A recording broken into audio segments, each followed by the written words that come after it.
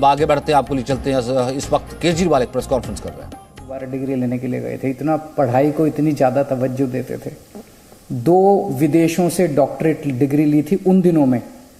आज की डेट में कोई बच्चा अगर फॉरेन में पढ़ने जाना चाहता है, कितना मुश्किल है किसी के लिए फॉरेन में पढ़ने जाना, अमेरिका में, इंग्लैंड में पढ़ने जाना आज की डेट में कितना मुश्किल है। उन दिनों में ऐसा शख्स जिसने 2 डॉक्टरेट डिग्री फॉरेन से ली थी, उनको, और उस जमाने के वो पहले डॉक्टरेट डिग्री हासिल करने वाले पहले भारतीय थे।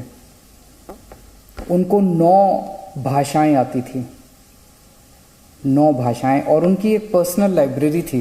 किताबों के बड़े शौकीन थे। पर्सनल लाइब्रेरी थी जिसमें 50,000 किताबें थी।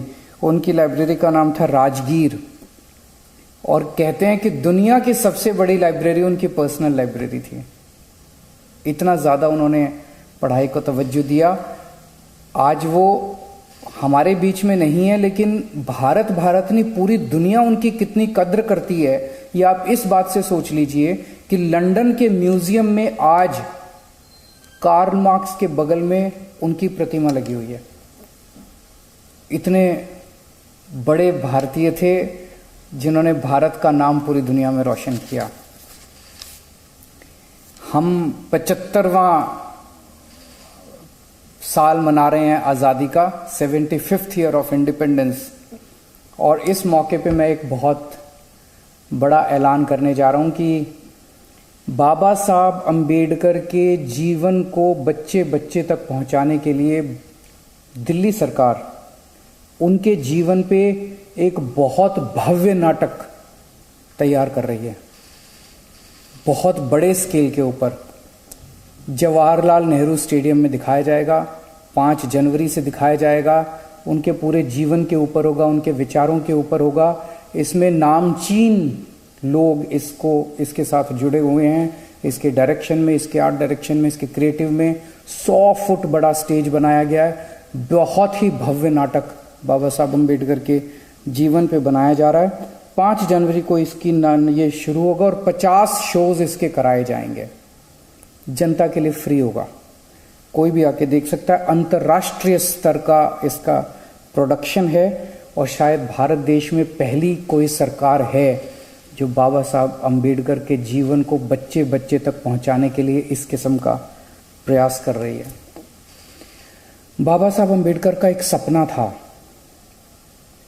जो जैसे वो बहुत पढ़े लिखे थे और उनको पढ़ाई की कीमत पता थी। उनका एक सपना था कि भारत के एक एक बच्चे को अच्छी से अच्छी शिक्षा मिलनी चाहिए, चाहे वो कितना भी गरीब क्यों ना हो। मैंने कसम खाई है कि बाबा साहब का सपना मैं पूरा करूंगा। आज 70 साल हो गए आज़ादी के, अभी तक हमारे देश के अंदर गरीबों को अच्छी शिक्षा नहीं मिलती। मैंने कसम खाई है, बाबा तेरा सपना अधूरा, केजरीवाल करेगा पूरा। ओमिक्रॉन देश में एंटर कर चुका है। कई जगह से खबर आ रही है कि यहाँ भी ओमिक्रॉन के पेशेंट पाए गए, वहाँ भी पाए गए, दिल्ली के अंदर भी पेशेंट पाए गए। लेकिन मैं सबको कहना चाहता हूँ कि पैनिक करने की कोई ज़रूरत नहीं है, घबराने की कोई ज़रूरत नहीं है। मैं इस पे लगातार नज़र रखे हुए हूँ। मैंने पिछले हफ्ते भी रिव्यू मीटिंग ली थी। हर चीज़ की जो ऑक्सीजन है, बेड्स हैं, दवाइयाँ हैं, इक्विपमेंट है, जिस भी चीज़ की ज़रूरत है उन सारी चीज़ों को हम पर्याप्त मात्रा में अवेलेबल कराएंगे। और चिंता ना करें, बस आप अपना काम करते रहें, सोशल डिस्टेंसिंग मेंटेन करें, मास्क पहनना बिल्कुल ना भूलें। मास्क सबसे ज़रूरी है। घर से बाहर निकले तो मास्क पहन के निकलें। नमस्कार।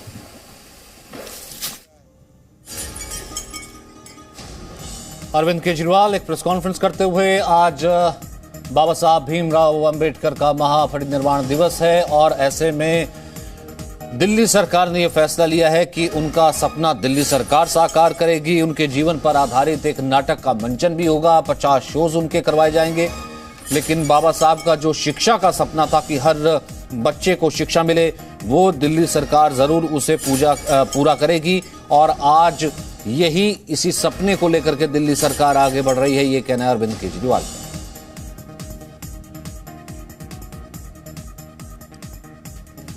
तो जो नाटक तैयार किया गया है वो ये कह रहे हैं कि 5 तारीख से उसका मंचन शुरू होगा।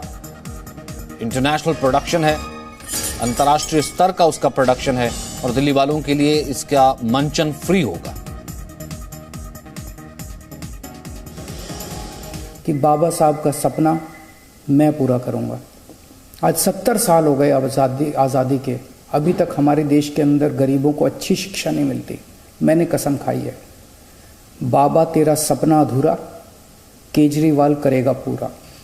Presenting V News app, available on Google Play and App Store. Download it now.